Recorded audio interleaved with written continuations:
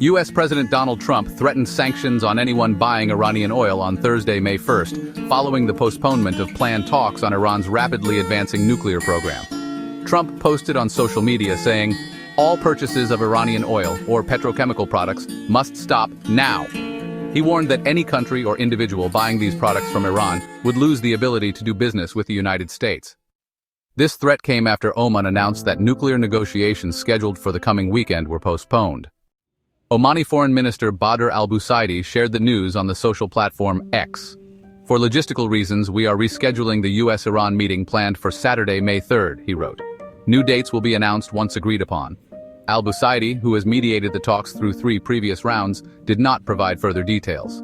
Iran's foreign ministry spokesperson Esmail Baghai said the talks were postponed at Oman's request. He affirmed Iran's commitment to reaching a fair and lasting agreement. A source familiar with the U.S. negotiators said America had never confirmed its participation in a 4th round of talks in Rome, but expected them to happen in the near future. The source spoke anonymously about the closed-door talks. Rome will soon host the Vatican conclave beginning Wednesday to select a new pope after Pope Francis's death. 2 earlier rounds of the talks took place in Muscat, Oman's capital.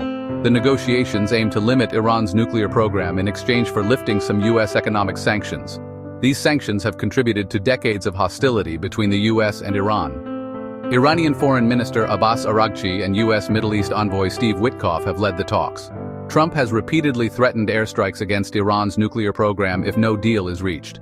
Iranian officials warned they may develop a nuclear weapon using their nearly weapons-grade uranium stockpile. The 2015 nuclear deal limited Iran's program, but Trump withdrew the U.S. from it in 2018, sparking years of tension and attacks.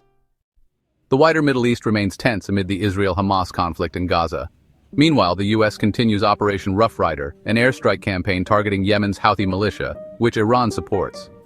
U.S. Defense Secretary Pete Hegseth warned Iran early Thursday. Message to Iran. "We see your lethal support to the Houthis. We know exactly what you are doing," he wrote. "You know what the U.S. military is capable of, and you were warned. You will pay the consequence at the time and place of our choosing." The last round of talks, held last Saturday, included experts discussing details of a possible deal. This occurred as an explosion at an Iranian port killed at least 70 people and injured over 1,000.